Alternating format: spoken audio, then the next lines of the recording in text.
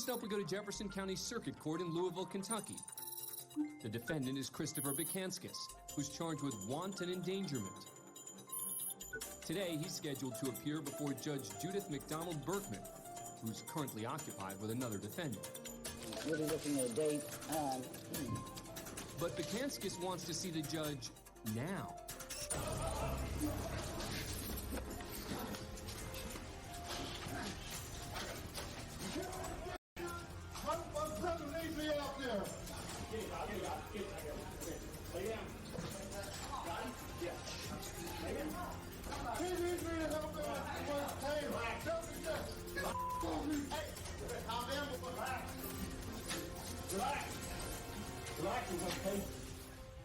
As Bakanskis is cuffed, a bailiff who just arrived from another courtroom has one question. That's Bakanskis, all 6'4", 260 pounds, with his arms around a deputy's neck. Bakanskis was in a holding cell when the deputy opened it for another defendant. That's when Bakanskis comes charging. A second deputy comes over to help, but the defendant quickly moves the pile to the gallery as the spectators flee. That is, except for this guy, who doesn't appear to be going anywhere. As more help arrives, Bakanskis lets out a scream. And the reason for his attempted escape? My brother needs me out there!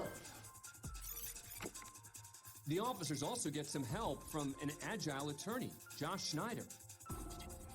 That's him in the suit. He grabs the defendant's arm after Bakanskis reaches for what Schneider believes is the officer's gun. It turns out to be a taser, which Bakanskis is unable to get a hold of. Eventually, even more officers arrive, and the defendants return to the holding area. No one is hurt, and Bakanskis is later charged with escape, assault, menacing, and criminal mischief. 2 years later, he's convicted of the escape and assault charge and sentenced to 8 years in a Kentucky prison. You cold-blooded killer! Next, we're in Elyria, Ohio, for the sentencing of 45-year-old William Demby Jr. The former Lorain County Corrections officer was found guilty on 2 counts of felonious assault and 2 counts of murder after he violently attacked his wife during an argument. After a physical struggle between the couple, 33-year-old Holly Demby made her way to a second-story bathroom, where her husband stabbed her in the abdomen as she tried to climb out the window. After falling to the ground, William Demby then walked out of the house and killed Holly, stabbing her repeatedly, cutting her throat twice. Sheriff's Office, Officer James, let me help you. On the other end of the line, it's William Demby calling in to the same sheriff's office he works for. Yeah, who is this Demby? Who is this? Oh, Demby, this is Joy. Boy, They got a fight? almost a beheading, yeah. A beheading? Yeah, I killed her. Who did you kill, Demby? My wife. My ex-wife. During the nearly 6-minute call, Demby's cooperative and remains unnervingly calm. I'm not armed. I have no weapons on me. Who else is there with you, Demby? Just me and my dog. Just take good care of my dog. There's no kids any there with you, Demby? No, he's my mother-in-law. If I put you on hold, will you not hang up? Will you stay there, okay? Oh, yeah. Okay, don't hang up. I still have you an ambulance out there, okay? Don't hang up, Demby. Okay. I'm waiting in the kitchen.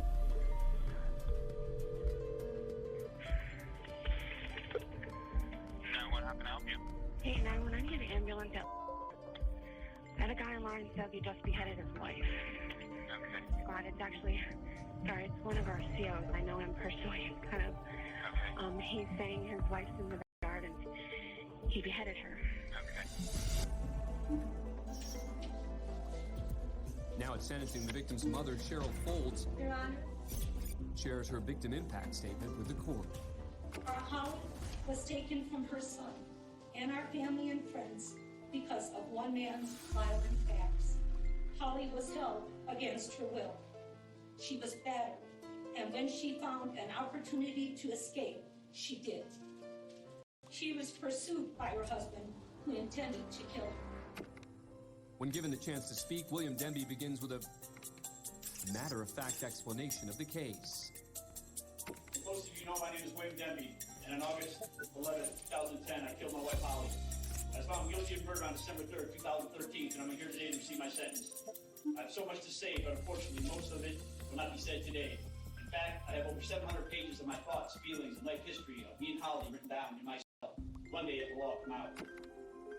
Then, for nearly 45 minutes, Denby recounts his relationship with his wife, before accusing his mother-in-law of improper care of the couple's 7-year-old son, who she has custody of. Shame on you, Cheryl. I don't know. That is enough. I don't know. That is enough, Mr. Denby, once again, speak to me about your relationship, if you wish, between you and Holly Denby. I'm not interested in your position with regard to her members of her family.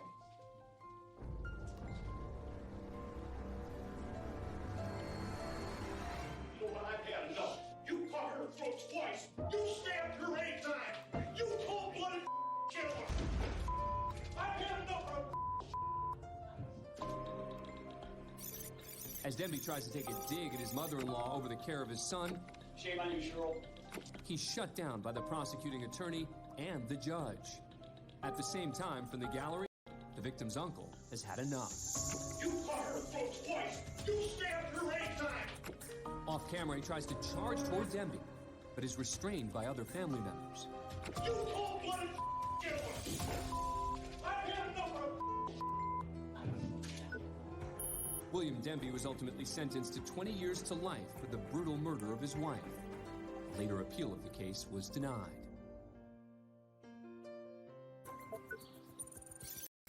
Next, we take you inside the Madison County Courthouse in Marshall, North Carolina.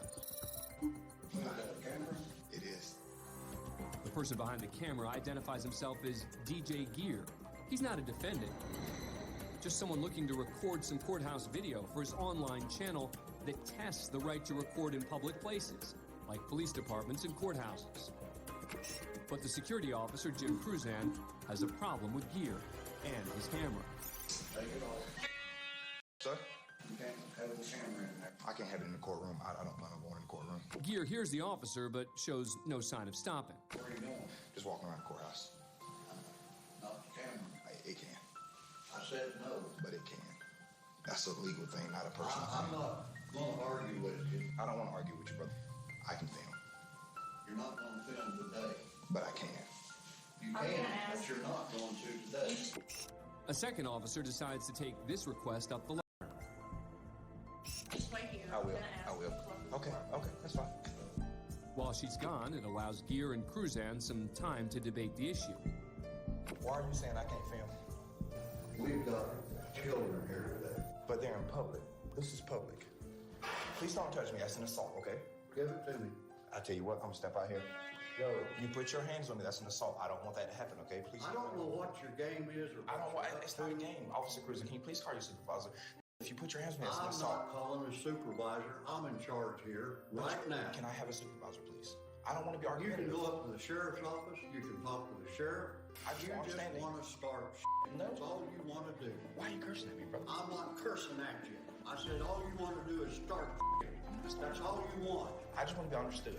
Oh, I understood. I just want to be understood. Is it wrong to ask for understanding? Put it on videos. I don't care.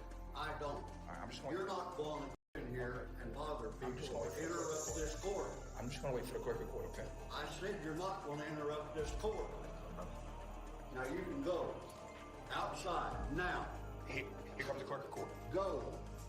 I'm waiting on the clerk of court, like I was told. I okay? said you're not going to disturb this court. The other officer, who happens to be Officer Cruzan's wife, returns. She's with Mark Cody, the court clerk, who has some answers. Just wait just a second. Mark's gonna explain it to him. Thank you. I just need you to call someone for my safety. He put his hands on me. He told me that this cell phone. He's the one that goes around making videos. Just hush. He, Jim, shut up. you shut your mouth. Yes, sir. Cody makes the decision to pull Gear away from the situation. You shut your mouth. Yes, sir. I don't mind talking to you at all. Thank you for coming out and talking to me. But this officer here is way out of line. Let me tell you, Way out of line. And I want someone called on this idiot because he put his hands on me. As Cody explains the ground rules to Gear, Cruzan makes his way over. They explain to you, brother. You brother? Cruzan then fires off some tobacco juice in Gear's direction. Let me you step back here. Let me tell you about that, okay? Tell you something. What? Boy, man. Okay. In this situation, Gear will turn out to be correct. He is allowed to shoot on government property, as long as he's not inside the courtroom. This area right in here is a public area. He's welcome as long as he's not disturbing anybody, disturbing the peace. I don't need your permission. I'm only going to tell you one more time. I don't need your permission. He is the Security, but he's not above the Constitution. Once Gear makes it through security, You messed up, dummy. he just records a few minutes of generic video in the courthouse hallway. On the way out, he has a few more words for Cruzan. Thank you again for your professionalism, all right? You're going to be unemployed. Gear's prediction would also come true. After he filed a complaint to the sheriff's office, Cruzan was fired from his job. According to Cruzan, he was told he was fired for using foul language and because of allegations of civil rights violations made by Gear. The Madison County Sheriff's Department had no official comment. But there's no quit in this lawman. 4 months later, Cruzan announces he's running for sheriff of Madison County. The election will take place in November of 2022. Next, we're in Williamsburg, Kentucky for a bond revocation hearing. The defendant walking up to the podium is 42-year-old Shannon Fox Hamblin. Today, she's in court for allegedly violating conditions of her probation. Once at the microphone, she lets Judge Paul Winchester know she's being represented by a well-known name, maybe best known for his pro bono work. And who's representing you today? I'm represented by Jesus Christ. That's right. Now, a savior he may be, but one thing he is not is a licensed member of the Kentucky State Bar. So the judge offers up the services of the public defender's office instead. All right, so I'm going to appoint Mr. Findale No, to represent I don't you want today. Mr. Findale. I have that right, Your Honor. Jesus is going to represent through me. I do not want legal counsel. Okay, all right, so what do you want to say? I want to say that I have lived hard, loved hard, played hard, but I've been saved and applied the blood. I'm pardoned through Jesus Christ, okay? I have stumbled and I have failed many times, and mercy's rained from that bench. Not because I deserved it, but because I'm sure somebody prayed. Okay, I wanted to taste salvation and play over here too. I was riding the fence between me and you. God gave me a choice, and it's life or death. I kid you not. Do I look like the person that stood before you in August? Do I? I'm humble. I'm gonna walk to shame. But alas, Judge Winchester has had enough of the courtroom sermon. Okay, let me ask you a question. Yes. Allegation is you failed to report to probation and parole. Okay, sir. I have nothing in this world. All I need is an answer. No. Did you go? Okay. I went to probation, yes I did. But the next 2 times I didn't have no right. In addition to not reporting to her probation officer as scheduled, Fox Hamblin has another violation. On December the 9th, 2016, you were given a drug test and you were positive for amphetamine, and that was confirmed by a lab. Saved by the blood. Okay, yes or no? Do you acknowledge that? I acknowledge I'm saved by the blood. Saved by the blood or exposed by the blood test? I don't use drugs, Your Honor. I do not use it. You've already told me that, but back on December of 2016.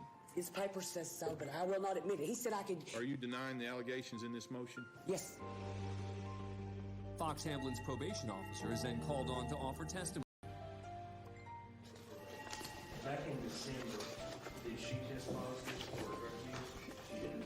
He's not telling the whole truth, Your Honor. Okay. You expect me to, he needs to too. Hey, let me tell you something now. You can ask him a question. Okay, have Can't I not preach been to told? it. When you called me and said the drug test came back methamphetamine, tell the truth, Shannon. What did I say? I did not call you.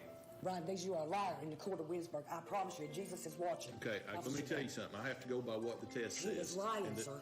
The His test test says. wasn't right. What I'm telling you is, I have to go by what the lab says. You know, make Doesn't no have anything to mistake. do what he said. Between me and you, Okay. prison is to reform me, right? To make me a good person for Well, society. Is that that and to correct? keep you from breaking the law. Okay. Well, do you believe that the blood applied by Jesus Christ can do more reform for me than Pee Wee Valley? Do you believe it can happen in 1 day, 1 minute, or 1 hour? Well- Sir, I'm sentenced to death. I'm going to die. But as the defendant continues to argue, the judge asks the bailiff to escort her out and revokes her bond. Mr. Engel, can you Take her for me, please. Motion is sustained. Sir, I have the right to speak, okay? And you have the right to speak. I'm going to speak, please.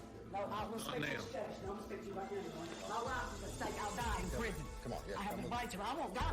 You'll shoot me. As it becomes more apparent that she is not going quietly, If you stand out and have I won't go. No, I won't. another court official enters to help remove her. No, I won't go. You understand? I won't go. No. Mr. Winchester, I won't go. No. I won't go. You understand? You'll shoot me before I go. I won't go. You need to go. You don't No, have to I'm do not. that to you, okay? You understand? I won't. You need to go. You see truth and you'll deny it. No. Mr. Winchester, please. I want my family back. I've changed. No, they need things like this. They hate you little child. Please. No. As the struggle spills into the hallway, Fox Hamlin continues to resist, reportedly kicking one of the bailiffs and causing an injury to his hand. On top of having her bond revoked, Shannon Fox Hamlin was charged with contempt of court, second-degree assault, resisting arrest, and second-degree disorderly conduct. She was sentenced to 8 years in a Kentucky prison. Next, we're at the S.J. Foxman Justice Center in Daytona Beach, Florida. 29-year-old Gregory Gentle's there on a resisting arrest with violence charge after he claimed police tackled him to the ground in front of his home 2 years earlier.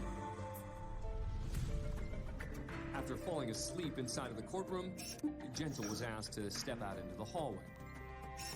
When Deputy Roger Hubble opens the door to call the defendant back in for his case, Gentle walks over and, in a not-so-gentle way, punches Hubble in the face.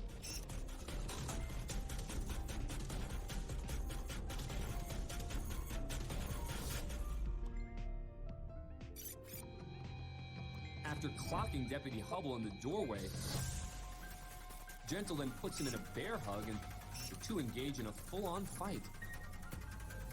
Gentle then slams Hubble into the wall. According to his attorney, Gentle apparently thought he was going to be attacked by the deputy due to his prior encounter with law enforcement. Hubble is struggling with the inmate, but luckily other deputies arrive to assist. Then Gentle is subdued. Hubble was taken to the hospital for treatment for a broken thumb, a cut lip, and a fractured jawbone, which resulted in some missing teeth. Gentle was booked and later found guilty at trial for aggravated battery on a law enforcement officer, a first-degree felony and sentenced to the maximum of 30 years in prison because he's a repeat offender. As for the initial resisting arrest charge, he was found not guilty. That's it for this edition of Court Cam. I'm Dan Abrams. Thanks for watching.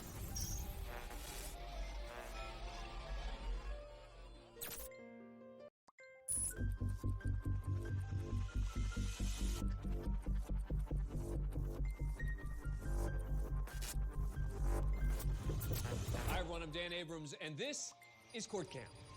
Call the buzzer. Call him.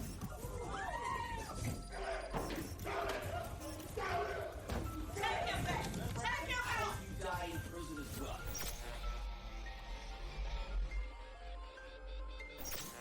We kick things off in Steubenville, Ohio, to an incident that may be disturbing for some viewers. It's 8 a.m. on a Monday morning, just outside the entrance of the Jefferson County Courthouse. The man in white is Judge Joseph Braziz, who's on his way to work. A man approaches the judge from across the street, and he's holding a gun. Judge Braziz puts up his hands in defense, but it's too late. The man fires.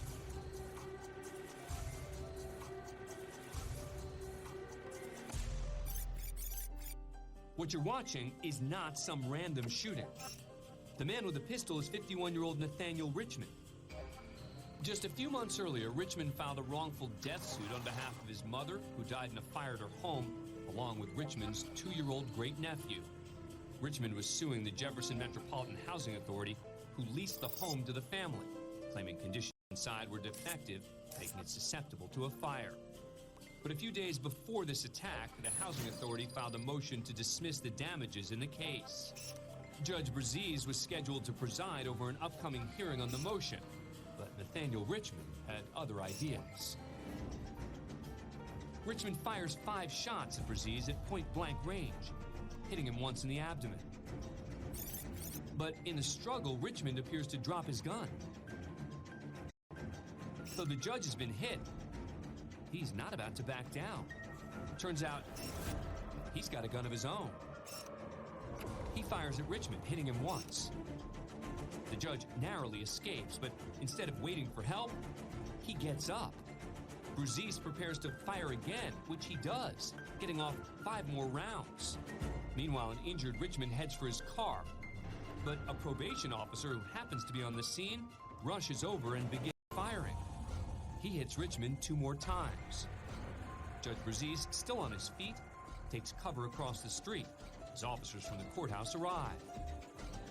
Turns out backup will not be necessary. Richmond is pronounced dead at the scene. Judge Braziz, meanwhile, is taken to a nearby hospital for emergency surgery. He survives his wounds, and 2 months later, the judge is back at work. As for Richmond's lawsuit against the housing authority, it's dismissed. What would ever possess you to take someone to a crack house? Next, we're in Mount Clemens, Michigan, the sentencing hearing of Janice Morgan. The 45-year-old previously pleaded guilty to possession of a controlled substance after police found cocaine in her car. Morgan claims the drugs weren't hers, and instead that they belonged to a friend who she'd just driven to a drug house. I don't do drugs. I haven't done drugs since I was a teenager. Well, then why are you here? Because I took a friend asked me to take her, and I did. You don't have good friends. That's veteran Judge Mary Chernowski, also known as Scary Mary by the defendants who face her. As you can see, she is not one to mince words. What would ever possess you to take someone to a crack house? Do you know how dangerous that is? She's 45 years old, prior contact with the criminal justice system. Her mother is present with her this morning and has been in prior proceedings. Can you explain something to me? You're 45 years old. Yes? Yes. So that makes you a year older than me. I would never bring my mother to court with me at that age. Why would you put your mom through that? Because she's the one who bails me out of jail, so she's wanting to be here. Okay. With me. Do you realize that there's going to come a point in your life when your mom's not going to be around and you're going to have to stand on your own 2 feet? Yes. How come you sat in jail for 4 days? How'd that happen? My mom wanted me to sit there. Good mom. I like moms like that. After giving the defendant's mother some credit, Judge Chernowski then gives her a little advice. If she's going to continue with the drugs, you got to kick her out. You've got to put your foot down, or else it's going to continue and it's only going to get worse. You understand that, Mom? Yes. Somebody cares about you. That friend that you drove to the crack house, turn around. Do you see her in here? No, she's not here because she doesn't care about you. That woman in the back of the courtroom cares. So when are we going to start standing on our own 2 feet? Today. And today, Judge Chernowski allows Morgan to walk out on her own 2 feet, sentencing her to 2 years probation instead of jail time. But before the hearing ends, Morgan has a final question for the judge. Can I say one thing? Sure. I live with a guy that was convicted of a felon, but he served his life on too. Is that going to be okay? Nope. That's not good. Rather than making a ruling on the defendant's living arrangements herself, the judge knows exactly who to ask. Do you want to know who knows best? Moms know best. Mom, is this a good character for her to be living with? My answer to that is She's not living with him. You are going to find a new place to live. You are not to have any contact with anybody who is a convicted felon. Thank you. Thank you. And as the defendant leaves the courtroom, Judge Scary Mary gives one last order. Now, don't get mad at your mom. You will die in prison. Next, we take you to Los Lunas, New Mexico. The the trial of Andrew Romero. He's been charged with first-degree murder in the killing of police officer Greg Benner. The key witness in the case is Romero's ex-girlfriend, Tabitha Littles. She was present the night Officer Benner was killed. More than a year earlier, the couple had reportedly committed 9 robberies in the Albuquerque area to support their drug habit. In these surveillance images, taken a few hours before Officer Benner was killed, you can see an armed Romero robbing a fast food restaurant. Romero had a long criminal past that included manslaughter, and according to Littles, Romero said if he was ever stopped by police, it was either going to be him or the cops. So when Officer Benner pulled them over for driving with a suspicious license plate and approached the vehicle, Romero shoved Littles out of the car. He then fired 4 shots, hitting Officer Benner 3 times. He died at the scene. Police eventually caught up with the couple, and they were both charged with conspiracy to commit armed robbery and murder. Littles was looking at a possible life sentence because, according to prosecutors, she knew Romero was ready to kill Benner and did nothing to stop it. So she cut a deal with the state and agreed to testify against Romero, who pled not guilty. You have agreed that you will testify in the prosecution of the co-defendant Andrew Romero. Is that your understanding? Yes, sir. At Romero's trial, Littles becomes the star witness as she takes the stand and tries to explain the events of the evening. You know Andrew has a gun. You know it's loaded. You know what he said. Officer Benner's approaching you after you're thrown out. Why didn't you tell him? It all happened so fast. And I honestly didn't think that he was going to shoot anybody. Who shot Officer Benner? Andrew. It goes boom, boom, boom, boom. I heard 4 shots. Meanwhile, Romero's attorney attempts to paint Littles as someone just motivated by self-interest. You face life plus dozens and dozens and dozens and dozens of years, right? Yes. And life, at 34, if you'd been convicted of all this, you would have left the penitentiary in a box, right? Yes. When asked about the victim's family, Littles finally begins to show some remorse. I feel very sad. It should never have happened, you know? I feel bad for his wife, his family. It's not that I don't want to show emotion. I hold my emotion in, so nobody can sit here and say that I do not show emotion. I do not care. With Little's testimony, as well as Romero's DNA, which was found on the murder weapon, the jury returned with a verdict of guilty. At sentencing, Officer Benner's widow looked on as Romero sat casually, even smirking for the cameras. All right. But Judge George Eichwald wasn't amused and offered the convicted cop killer a few final thoughts of his own. What I would really like to happen to you, I can't say in court, but I'll probably be removed from office. You will die in prison. Romero was sentenced to life in prison with no chance of parole. As for Littles, by testifying against Romero as part of her plea deal, she avoided a life sentence and instead received 16 years in a New Mexico State prison. For our next story, we go to Palm Beach County, Florida. The prosecutor's 28-year-old Brandon Dinetz.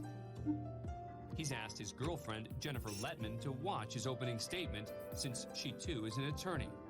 Brandon told her it's a big DUI case and he could use her support. But there's something else going on here today. The judge calls the jury in, but Jennifer quickly realizes something's amiss.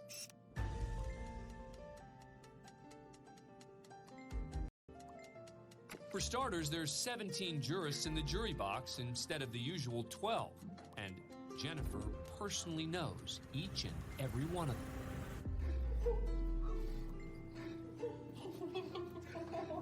Very good. All right, now have a seat. If you haven't already guessed, this is not a real trial. But Brandon still has a statement he'd like to make. Good afternoon, ladies and gentlemen.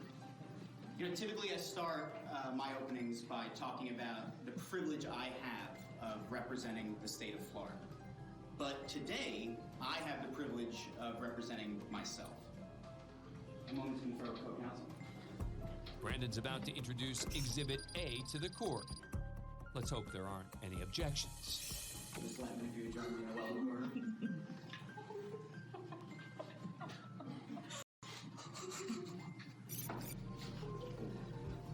Will you marry me?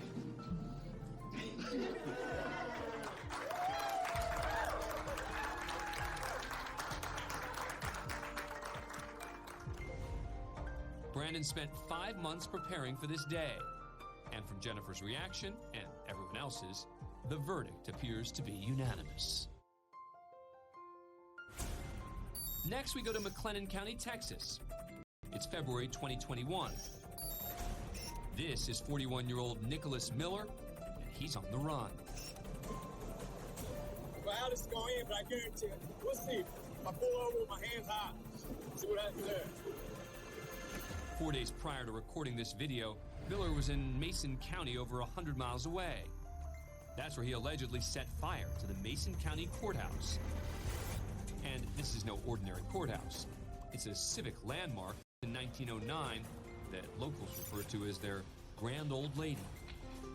Miller reportedly told several Mason residents he intended to burn down the courthouse because he was upset over a previous domestic case. In addition to the courthouse, police also believe Miller started a second fire at a residential home a mile away. While the courthouse burned, Miller allegedly stole a truck and a gun and left town.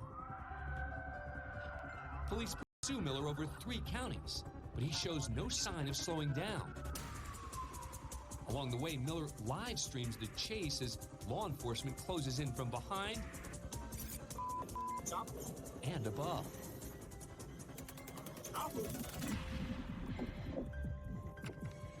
Miller's absolutely right. Choppers, as well as a dozen state troopers, all on his tail. As police drop several spikes on the road, Miller realizes his time is almost up. Hey, look. Well, how this is going in, but I guarantee you, we'll see. If I pull over with my hands high, see what happens there. After 170 miles, a few blown-out tires, Miller finally brings the truck to a stop. But even as an army of officers approach, he continues streaming. Because they tell me my kids are all right. That means I got to drop my hands. Y'all understand that, right? That means I got to drop my hands. Got to. Hey, but wait. There's nowhere for Miller to go, and now he informs police he has a weapon. I got a gun! I got a gun! I'm not going to! Put your gun down.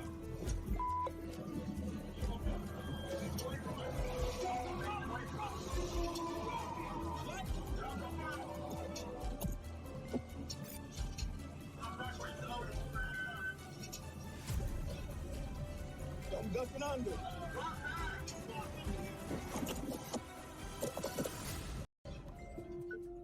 Miller's quickly taken into custody, charged with arson, vehicle theft, and evading police. His bail is set at $1.8 million, and as he awaits trial, he sits in the McLennan County Jail. Meanwhile, with the help of donations, Mason County has begun the long process of restoring its historic courthouse to its former glory. Next, we take you to Portland, Oregon, for the sentencing of Jack Whitaker.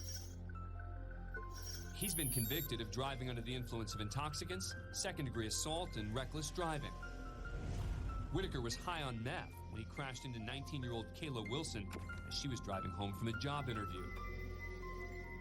Wilson was 5 months pregnant, and the injuries she sustained left her in a vegetative state. The baby was delivered 5 weeks later in an emergency C-section, but not without complications. Whitaker, who has a long criminal history, pled not guilty. But the evidence against him was overwhelming. including toxic levels of meth found in his blood and the fact that it was Whitaker's Jeep that crushed the side of Wilson's car. He was found guilty and is now facing a minimum sentence of 5 years in prison. Before the judge hands down his sentence, Kayla's father delivers an emotional message to the court and an unsympathetic defendant. Kayla is 21 years old and has been in a hospital bed for 2 years. This April. I've been in jail for 2 years for not doing it. She will never know her mom and dad again. I didn't do it. I didn't do it. When Wilson was finished, Whitaker had a chance to seek forgiveness. But that's not what he's looking for. Though he admitted to being high on meth the day of the crash, he denies that he hit Kayla Wilson. Just because the jury found me guilty does not mean that I'm guilty. And that's why I cannot show remorse. Because I did not do it. Finally, it's Judge Jerry Hodson's turn to address the court. That is, if Whitaker allows him to speak. Mr. Whitaker, you had a chance already. This is my opportunity. Yeah, well, I didn't do it. As the judge speaks to Kayla's family, he struggles to contain his emotions. I'm deeply sorry that you've had to endure the life-changing injuries to Kayla, I'm sorry. to her daughter, and to the rest of the family. The judge sentences Whitaker to the maximum allowed by the state, 11 years in prison. Whitaker seems baffled by the whole experience as officers prepare to take him away. You've been sentenced to 11 years. 11 years. Yeah. For being innocent. You're kidding me. 11 years. That's 11 enough. years. There's no more. 11? That's enough. I could die now. Kayla and her daughter would eventually move into her parents' home. But in 2018, Kayla died from a seizure brought upon by infection. Her death allowed the state to file new charges against Whitaker for manslaughter. He pled no contest and was sentenced to an additional 5 years in prison. His earliest release date is 2026. He'll be 69 years old. As for Kayla's daughter, she's being raised by Kayla's parents. That's all for this edition of Court Cam. I'm Dan Abrams. Thanks for watching.